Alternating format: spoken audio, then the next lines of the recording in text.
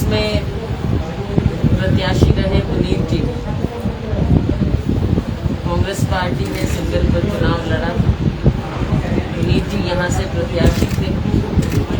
बहुत अच्छा चुनाव इन्होंने लड़ा, जीत हासिल नहीं हो पाई, लेकिन उसकी परवाह ना करते हुए जिस ढंग से ये लोगों की सेवा में लगे हुए हैं, पहले भी की और अब और ज्यादा मजबूती से लोगों के बीच में रहकर हार जीत की परवाह ना करके लोगों की सुविधा के लिए, उनकी सेवा के लिए दिन रात लगे रहते हैं। और उसी के तहत यहाँ ये सुविधा सहायता केंद्र कुछ भी कहें, इन्होंने ये खोला है। मैं समझती हूँ कि जहाँ इनकी अपनी ओर से ये प्रयास है, वहीं कांग्रेस पार्टी के लिए और समस्त कांग्रेस जन के लिए एक बहुत अच्छा संकेत है कि लोगों की सेवा करते हुए, लोगों के बीच में रहते हुए काम करना सबसे ज्यादा प्राथमिकता का कार्य है, क्योंकि जन सेवा भाव ही कांग्रेस पार्टी के जो मूल मंत्र हैं उसका हिस्सा है। तो आज ये दफ्तर समझ लीजिए, क्योंकि समझ लीजिए वो ये खोल रहे हैं वार्ड सुविधा केंद्र। मुझे विश्वास है कि यहाँ के लोगों को, क्योंकि भारतीय जनता पार्टी ने हमेशा झूठ बोला, कोई सुविधा नहीं, कोई कार्य नहीं। यहाँ के भारतीय जनता पार्टी के नुमाइंदे खुद अपनी ही सरकार के खिलाफ धरने पर बैठ चुके हैं। तो आप सोच सकते हैं कि सरकार नाम की कोई चीज़ तो है नहीं। ऐसे में पुनीत जी ने जो ये बोला है बहुत सराहनीय कदम है। और जी, दुष्यंत चौटाला के वहाँ किसानों ने प्रदर्शन किया और उनके खिलाफ पर्चे दर्ज कर दिए, इसको कैसे देखते हैं? लोकतंत्र में हर तरह से लोगों को अपनी बात रखने का मौका मिलना चाहिए। यहाँ तो चाहे मीडिया हो, चाहे आम जनता हो, सबकी जबान बंद करने की कोशिश की जाती है। लोकतंत्र का हिस्सा है कि लोग अपनी बात रखें। अगर ये बात सुनेंगे नहीं तो लोग क्या करें? और ये 3 काले कृषि कानून जिस तरह से थोपे गए हैं लोगों के ऊपर, लोगों का रोष है। मुख्यमंत्री, उप मुख्यमंत्री, इनके नुमाइंदे आज बाहर निकल नहीं पा रहे।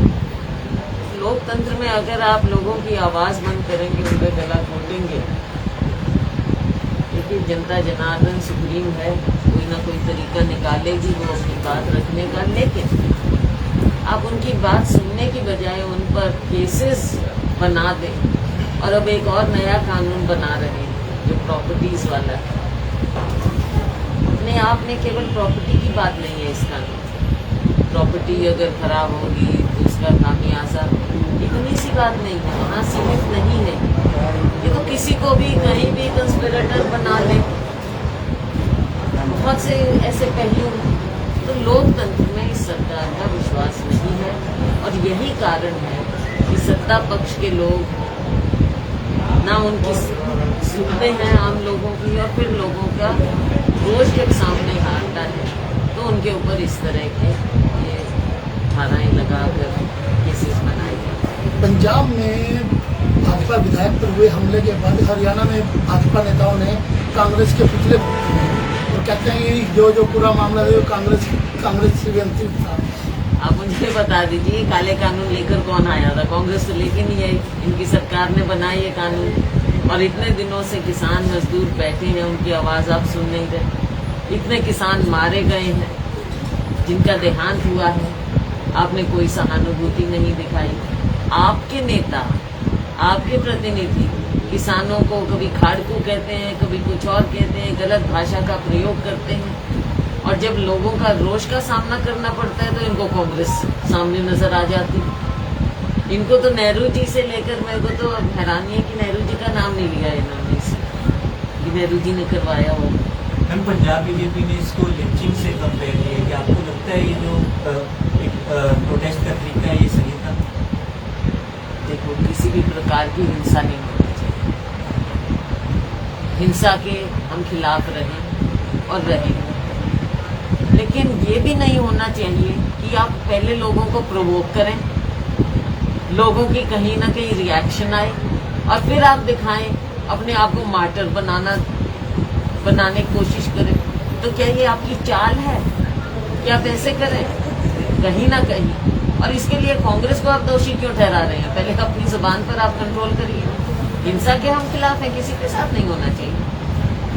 हरियाणा में संगठन विस्तार होगा। आप जानते हैं कि हमने अपने पर्यवेक्षक भेजे हैं, उनकी रिपोर्ट वो कंपाइल कर रहे हैं और 5-6 तारीख को उनकी रिपोर्ट सुन लेंगे, फिर उस पर विचार विमर्श करके और आने वाले समय में जल्द ही संगठन का विस्तार। मैम, सूत्रों से खबर मिल रही है कि अकाली दल से जिन्होंने अपना मोर्चा अलग कर लिया था वो जल्द ही कांग्रेस ज्वाइन कर सकते हैं।